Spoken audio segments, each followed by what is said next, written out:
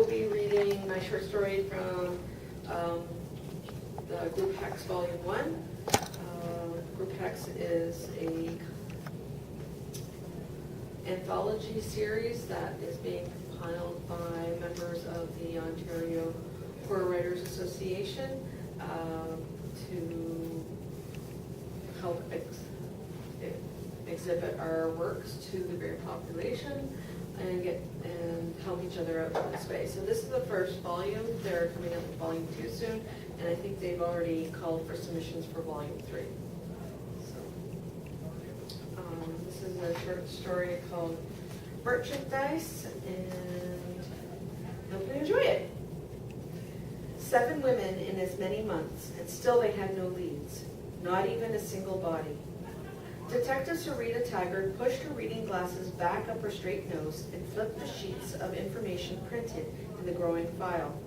The news media called the rash abductions the Barbie doll disappearances.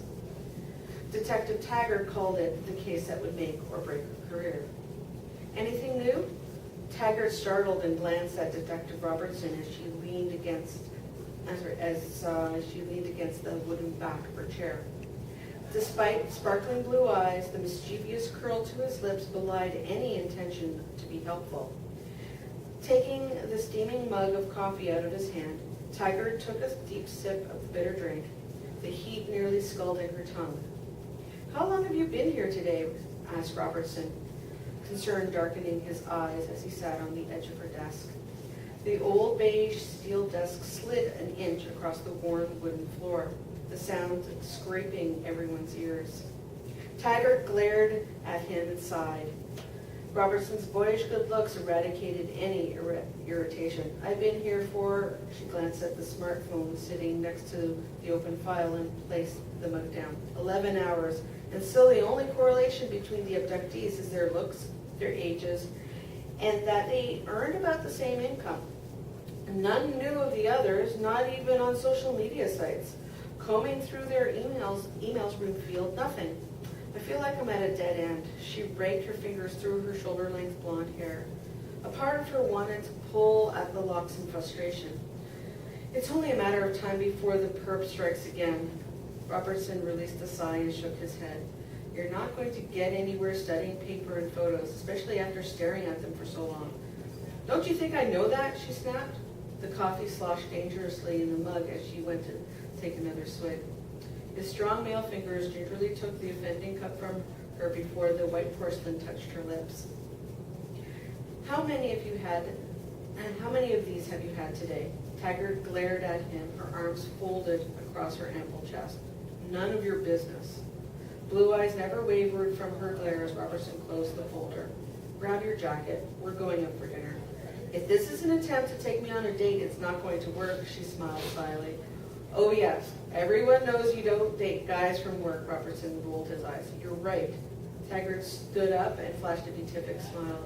"You're a handsome man, I'll give you that, but your bits are all in the wrong place." Robertson's deep laugh caressed her ears. "Too bad. One day you'll make some lucky woman happy." He rose to stand in front of her. "I wasn't asking in that way, rather as a colleague to colleague, friend to friend. A change of atmosphere can help." "Then what are we waiting for?" She shrugged into her jacket. "Great." Robertson placed the mug down on the desk, pulled his coat from the chair across the aisle and slipped it on. "Chinese?"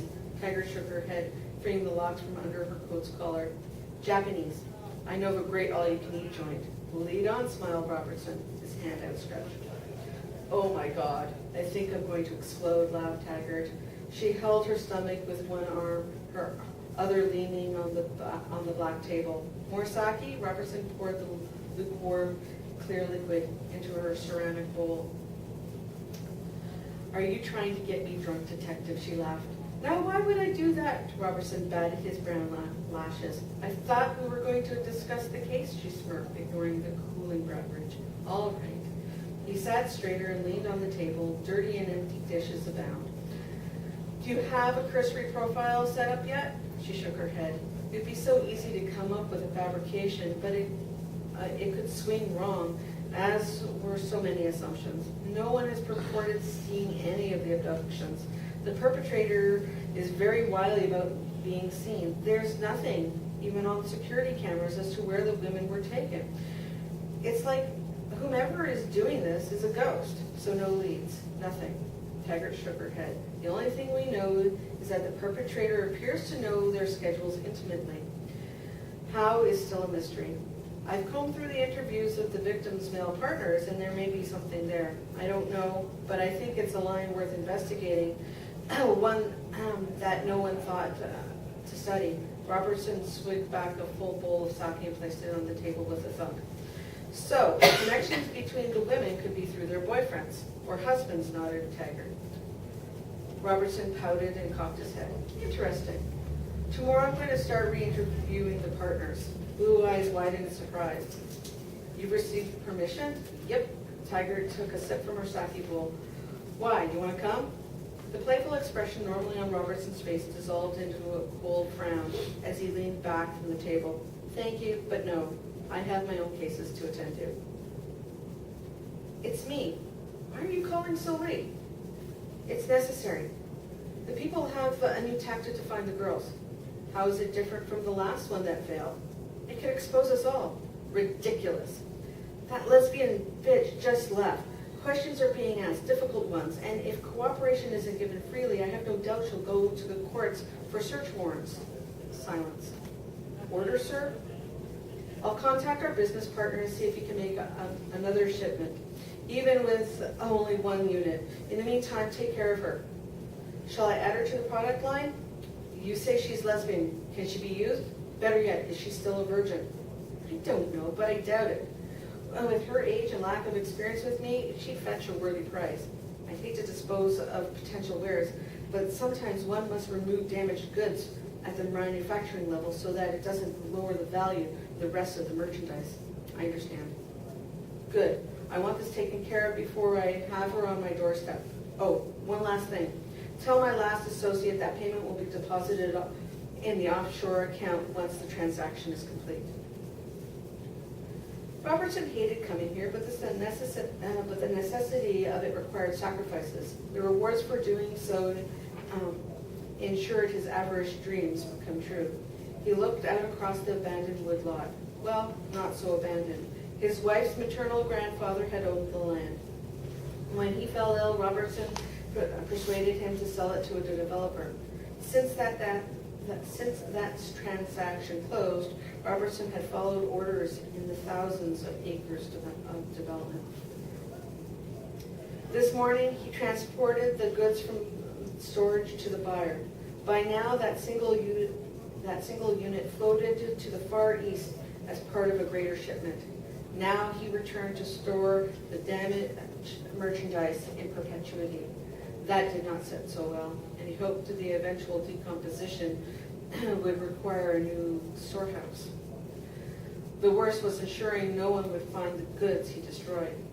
Walking towards the abandoned well, shovel in hand, Robertson knew the payment was worth it, almost as much for what he had received for his wife.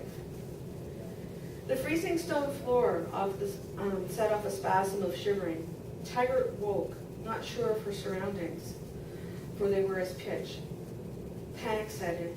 She had been walking to her car, the interview with the Barbie doll number 3's husband written into notes. The grand house in the woods, new to the distraught family, faded behind trees as she walked the length of the drive. She could not remember how she had gotten here. Where was she? Don't panic, she thought in an effort to quiet her beating heart. Turning over, she crawled on all fours, her hands burning on the cold as they fluttered to feel what she could not see. Knees aching, her hands scraped against the wall of firm and steadfast as the floor. She whimpered. She needed to get out, needed to be free, needed to bathe in warm sunlight. Above all was the desire to seek revenge against whomever trapped her here, burned. Following the curved right angle of the wall and floor, Taggart scrabbled to gain purchase of her surroundings. No sound from her panicked breath, rasping clothes and tapping fingers filled her consciousness. She flailed about, searching for a break in the wall, a difference between frozen stone and a possible wooden door, but found none. Stumped, unknowing how many circuits of the small room she had spun, she grasped the brick wall and pulled herself up. There was no indication of the blackness of a door near the floor. Then maybe there would be one higher up. Again, hands outstretched before her, Taggart walked around the midnight stone room. Nothing. No door, no window, no way in, no way out. How did I get here? Where am I? A rasping sound far above, followed by a chuckle. Something hard hit her on the head before a wash of dirt cascaded, splashing over her. More laughing, deep, male, and recognizable as another tumble of dirt struck her. Her back sliding down against the frozen stone, she crumpled to the chill floor as more and more dirt fell into the room. Hugging herself, tears mingling with dirt to eke down her face. She knew now her fate. She was Barbie doll number 8. Far above, in the darkness, must be the door she must have fallen through into this dungeon-like place. It did not explain why she could not see, why all around her was inky black. Numb from the cold, her fingers brushed away a droplet threatening to fall from her eye and halted the motion of the strange feeling before her fingertips. Rasping, with her breath staggering, she brought both of her hands to her eyes and felt nothing. No glasses, no round firmness. Her eyes were gone. Only empty sockets remained. Mouth opening, she screamed into the darkness to the man whose laugh belonged to Detective Robertson as he shoveled more earth into the pit. She wanted to call out to him, plead with him, but the words could not be formed. Her tongue was gone.